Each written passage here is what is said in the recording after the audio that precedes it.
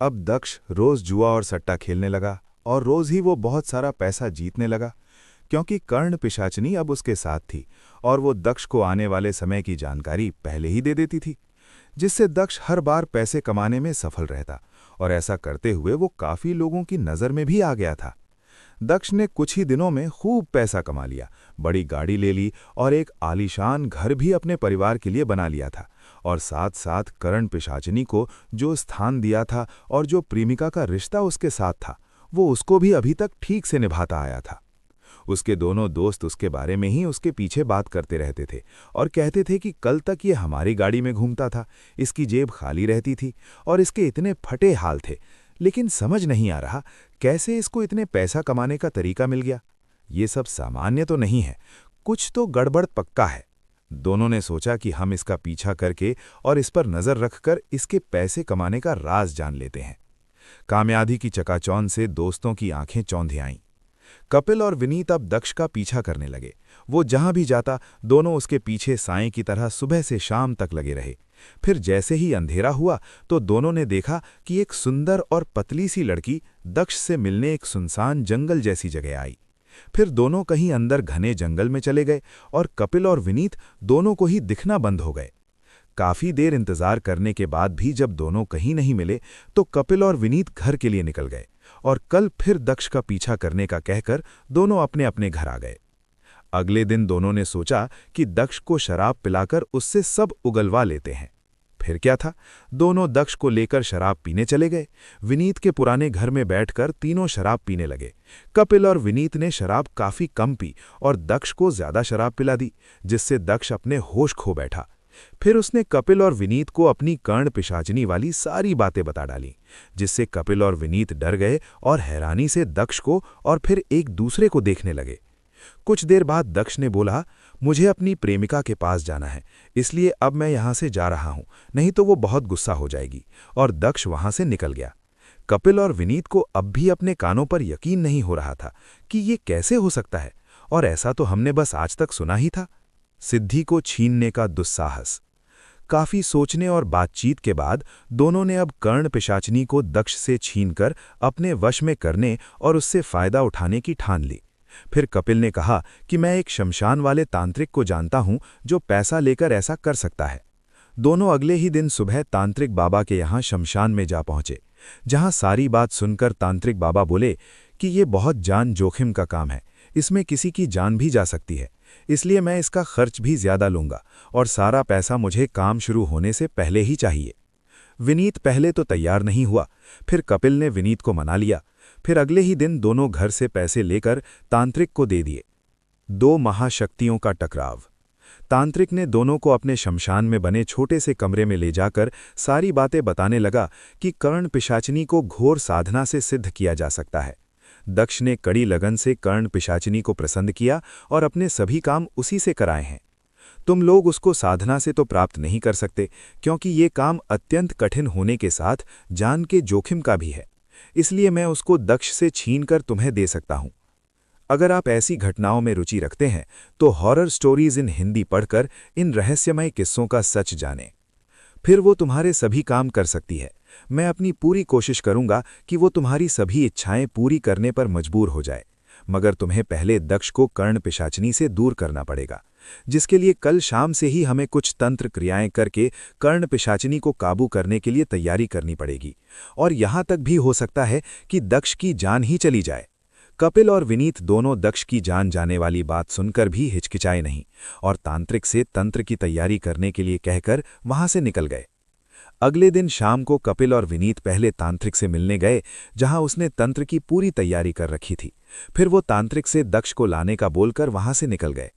दक्ष अपने घर पर अपने परिवार के साथ था जब कपिल और विनीत वहां आए और दक्ष को अपनी गाड़ी में लेकर पहले तो विनीत के पुराने घर में गए, जहां तीनों ने थोड़ी शराब पी। फिर शराब खत्म होने का बहाना बनाकर दक्ष को गाड़ी में लेकर शमशान आ गए, जहां तांत्रिक अपनी पूरी तैयारी के साथ दक्ष का इंतजार कर रहा था। दक्ष को नशा कम था, इसलिए वो आसानी से समझ पा रहा था कि यहाँ बहुत कुछ गड़बड़ है, और इसी गड़बड़ का संदेश उसके कान में कर्ण पिशाचिनी ने कपिल और विनीत से साथ जाते हुए दिया था। इसी संदेश को दक्ष अनदेखा करके उनकी गाड़ी में बैठ गया था। लालच ने हर हद पार कर डाली। दक्ष ने कई सवाल पूछे कि ये सब क्या है, तुम लोग मुझे यहाँ क्यों ले आए हो, और ये तांत्रिक जैसा कौन है।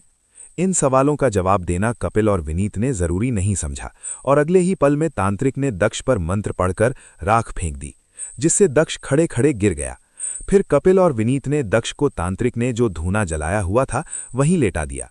अब तांत्रिक ने कहा, मैं जल्दी से सारी क्रियाएं कर देता हूं, फिर हम इसकी प्रेमिका यानी कर्ण पिशाचिनी से निपट लेंगे। तांत्रिक ने सभी क्रियाएं करने के बाद फिर मंत्र पढ़कर नमक और हल्दी से एक सुरक्षा घेरा अपना बनाया और दूसरा सुरक्षा घेरा दक्ष, कपिल और विनीत के लिए बना दिया, जिसमें दक्ष बेहोश लेटा था। कपिल और विनीत उसी घेरे में बैठे थे। प्रेमिका को बचाने आई कर्ण पिशाचिनी। पेड़ों पर सरसराहट होने लगी। तभी तांत्रिक ने कपिल और विनीत को सचेत कर दिया कि कर्ण पिशाचिनी आसपास ही है। जानवरों के शोर जैसी कुछ आवाजें साफ सुनाई देने लगीं। मौसम में ठंडक अचानक से काफी बढ़ गई। कुछ भी सामान्य नहीं रह गया था, जिससे कपिल और विनीत डरने लगे। मगर तांत्रिक ने उनकी हिम्मत बांधी और कहा कि जब तक इस सुरक्षा घेरे में तुम दोनों हो, तब तक कोई कर्ण पिशाचिनी तुम्हारा कुछ नहीं बिगाड़ सकती। इसलिए निश्चिंत हो जाओ और सारा ध्यान यहाँ मेरे मंत्रों में लगाओ, जिससे कर्ण पिशाचिनी की शक्तियां कमजोर हो जाएंगी और हम उसको वश में करने में कामयाब हो जाएंगे। कुछ ही देर में कर्ण पिशाचिनी सबके सामने आ गई। वो बहुत ही सुंदर दिख रही थी, जिससे कपिल और विनीत उस पर मोहित हो गए थे और उसके पास जाना चाहते थे। मगर अगले ही पल तांत्रिक ने उन दोनों को रोका और कहा कि ये कर्ण पिशाचिनी का मायावी खेल है। ये खेल तुम्हें फंसाने के लिए रचा गया है। अपने होश में रहो और मंत्रों पर ध्यान दो। ये अभी हमारे वश में होगी, फिर इससे हमें कोई खतरा नहीं है। कर्ण पिशाचिनी दक्ष को देखे जा रही थी। फिर उसने जोर जोर से दक्ष का नाम लेना शुरू कर दिया, मगर दक्ष नहीं उठा। उधर तांत्रिक ने अपने घेरे में ही खड़े होकर एक धारदार बड़ा चाकू कपिल और विनीत की तरफ फेंककर दोनों को दक्ष का गला काटने को कहा। फिर विनीत ने वो चाकू उठा लिया और कपिल दक्ष की छाती पर बैठ गया। तांत्रिक ने कहा कि बोल, कर्ण पिशाचिनी मेरे वश में आने का वचन दे रही है या तेरे प्रेमी दक्ष का गला अभी काट दे हम। अत्यंत खूंखार हुआ मौत का खेल। कर्ण पिशाचिनी बोली कि मैं दक्ष को यहां से जिंदा लेकर जाऊंगी, मगर पहले तुम तीनों का खून पीऊंगी और तुम्हारी आत्मा से भी गुलामी कराऊंगी। सोच लो, तुम अभी भी समय है। मगर तांत्रिक नहीं माना और उसने कहा कि मार डालो इसके प्रेमी को और रुकना मत, चाहे जो हो जाए। विनीत चाकू लेकर उसके गले की तरफ बढ़ा, मगर देखा तो विनीत की मां ने सामने खड़े होकर उसको आवाज दी और कहा कि विनीत, ये क्या कर रहा है तू अपने दोस्त को मार रहा है। चल, चाकू फेंक कर मेरे साथ चल यहां से। ये सुनकर विनीत ने जल्दी से चाकू सुरक्षा घेरे से बाहर फेंक दिया। विनीत बोला कि मेरी मां इसको मारने से मना कर रही है, इसलिए मैं इसको नहीं मारूंगा। और विनीत उठकर बाहर कदम रखने ही वाला था कि तांत्रिक ने विनीत से कहा कि विनीत, ये सब भ्रम है, ऐसा कुछ नहीं हो रहा। इस कर्ण पिशाचिनी ने दक्ष को बचाने के लिए ऐसा किया है। अब भी कर्ण पिशाचिनी दक्ष को आवाज दिए जा रही थी। तांत्रिक ने कहा कि ये नुकीला सरिया इसके मुंह में डाल दो और इसको जल्दी से खत्म कर दो, क्योंकि ये कर्ण पिशाचिनी तो हमारी बात मानने वाली नहीं है। ऐसा कहकर तांत्रिक ने एक सरिया कपिल की तरफ ठीक सुरक्षा घेरे के अंदर फेंक दिया, जिसे कपिल ने उठा लिया और दक्ष की छाती पर फिर से बैठ गया। कर्ण पिशाचिनी ने अपनी पूरी ताकत से दक्ष को पुकारा, जिससे दक्ष की आंखें एकदम से खुल गईं और उसने अपनी छाती पर बैठे कपिल को उछालकर सुरक्षा घेरे से बाहर फेंक दिया। कर्ण पिशाचिनी ने अब अपना खूंखार रूप धारण कर लिया, जिसमें उसके लंबे दांत, नुकीले नाखून, बिल्लौरी डरावनी आंखें, खुले लंबे और 6-7 फुट के काले खुले बाल उसको खौफनाक और हैवान बना रहे थे। फिर वो अगले ही पल भूखी बाघिन की तरह लपक कर कपिल की गर्दन पर अपने लंबे और नुकीले दांत गड़ा दिए और उसकी सांस की नली फाड़ डाली, जिससे वो लंबी लंबी सिसकियां लेने लगा और खून का फव्वारा उसकी गर्दन से बहने लगा। ये मंजर किसी का भी दिल दहला सकता था, और ऐसा ही हुआ भी। विनीत भी सुरक्षा घेरे से निकलकर शमशान से बाहर भागने लगा। तांत्रिक ने उसे अपने सुरक्षा घेरे में आने को कहा भी, मगर जैसे वो अपनी सुध बुध खो बैठा हो या उस मौत के खौफनाक मंजर ने उसकी सारी हिम्मत खत्म कर दी हो, वो इस तरह होशो हवास में नहीं था। विनीत शमशान में बस 50 मीटर ही सुरक्षा घेरे से आगे गया होगा, उतने में ही कर्ण पिशाचिनी अब उस पर झपट पड़ी। सबसे पहले उसने विनीत की आंखें अपने नुकीले नाखूनों से फोड़ डालीं। विनीत दर्द से चीख पड़ा। फिर कर्ण पिशाचिनी ने विनीत की जीभ को अपने दांतों से पकड़कर बाहर खींचा और खा गई। विनीत अब अधमरा हो गया था, उसमें मुश्किल से ही कोई सांस बची होगी। फिर कर्ण पिशाचिनी ने उसकी छाती अपने तेज नुकीले नाखूनों से फाड़ डाली और सच में छाती में अपनी लंबी जीभ डालकर और अपना मुंह लगाकर उसका खून पीने लगी। कपिल और विनीत दोनों मर चुके थे। तांत्रिक वहां से भाग गया और अपने कमरे में सुरक्षा घेरा बनाकर मंत्रों का जाप करने लगा। दक्ष ठीक था। उसने कर्ण पिशाचिनी को वहां से चलने को कहा और दोनों वहां से निकलकर फिर से अपनी दुनिया में जीने लगे।